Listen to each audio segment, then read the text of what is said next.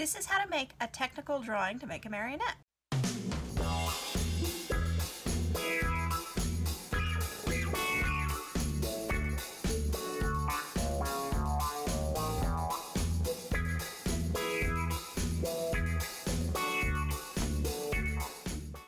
Now, if you're building an entire show of a story for a marionette puppet show, it's important to have all of your puppets within scale of each other. And an easy way to do that is to do a technical drawing or a pattern of all of your characters so you can line them up side by side. I'm currently building a version of the Christmas Carol. Right now I'm going to draw my Scrooge pattern for you. The nice thing about this technique is it also gives you pattern pieces for the body parts once you're finished. The basic puppet in my show is going to be 18 inches tall. I'm going to start off by making a grid that is 18 inches tall. And here I'm using pattern weights in order to hold down the paper. And when facing front, I would like my characters to be about 5.5 inches across. My broadest character is going to be 5.5 inches across at the shoulders. So you're going to make 2 rectangles, one that is the height of your character and the width of the shoulders, and then another rectangle right next to it at the same level on your drawing for a side view. So we're going to have a front view and a side view. And my side view, unless it's a fat character, I usually make it a little thinner. So I'm just going to do 5 inches.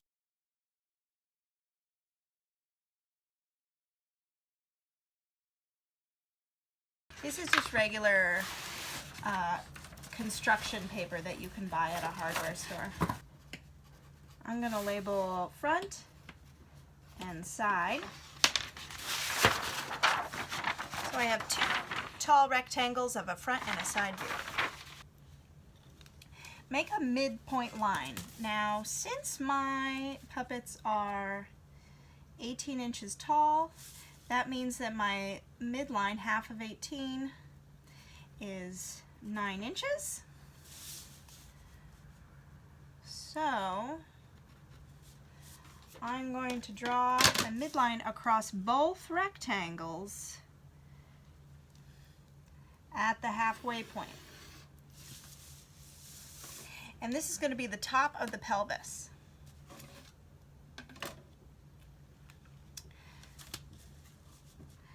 Now, also for guidelines,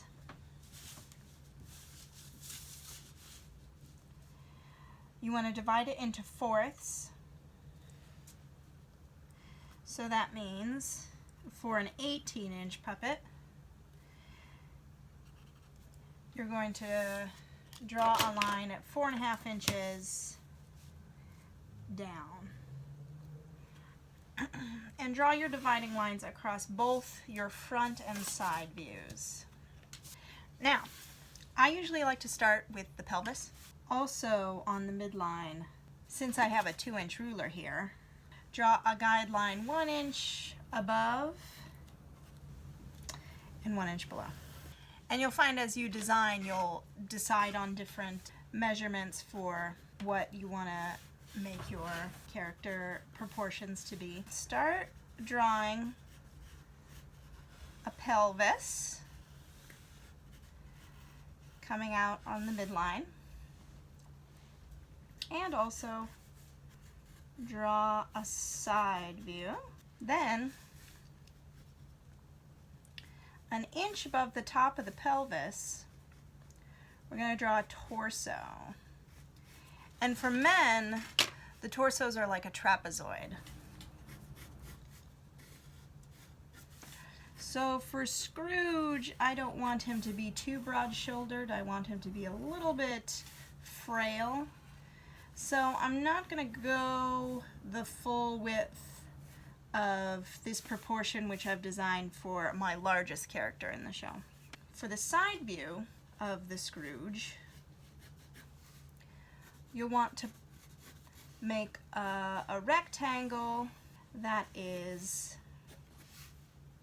the same width as your side view of the pelvis. And then in between the pelvis and the torso, or the chest, draw little dotted lines. This will either be open space or you can either glue fabric on. For my pelvis, be sure that the front and side view are the same width. So I see I've drawn my pelvis down to this level, so be sure your side view matches that. All right. Now legs, I'll probably use 1-inch dowels for the legs. So using my ruler, draw 2 legs. Put the leg in the middle on the side view. On the bottom for shoes, my shoes are probably going to be about 1 inch tall, so draw an inch line above. For the shoes right now, I'm just drawing little rainbows for the front view in the 1-inch box. And the side view, extend the foot out as far as you think it will be. Now in order for the leg to go into the shoe, you'll have to taper this dowel. So I'll draw tapers on all of these views. For the front view on the knee, I'm going to draw the groove part where I'm going to put my screw eye. And then for the side view here, in order for the knee to bend, I'll need to make a low triangle in order for the knee to be able to have a stopper. Now for this particular one, I don't necessarily want Scrooge to be standing upright, so even though my pattern here shows that I want to do an 18-inch puppet, I'm going to bring his head forward a little bit.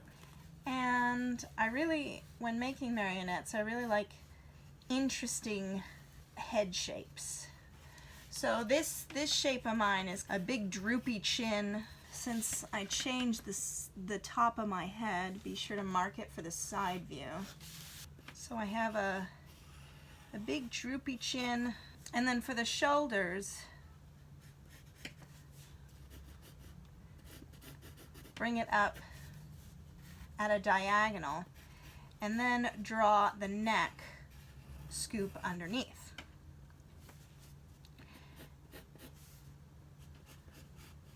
And for the torso, that's going to have to be in front of the neck scoop.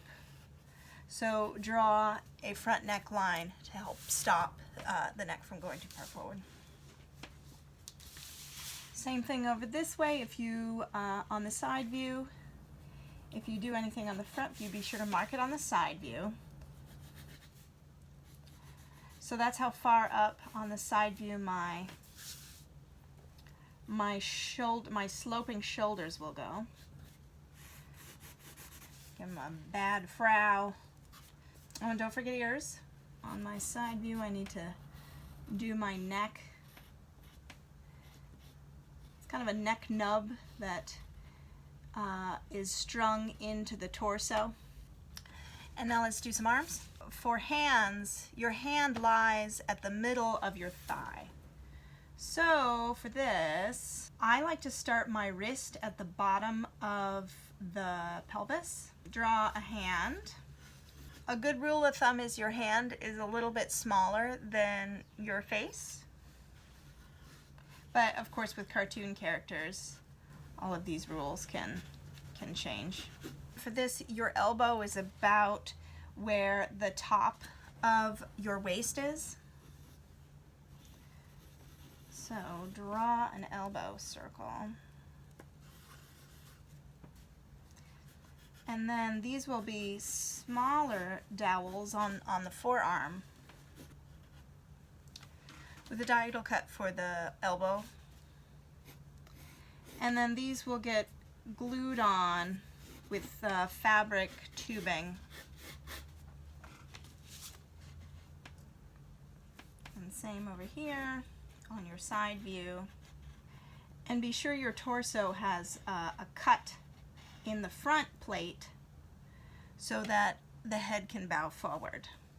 But it still blocks it a little bit. So we're going to have two different shapes for the back of our torso and the front of our torso.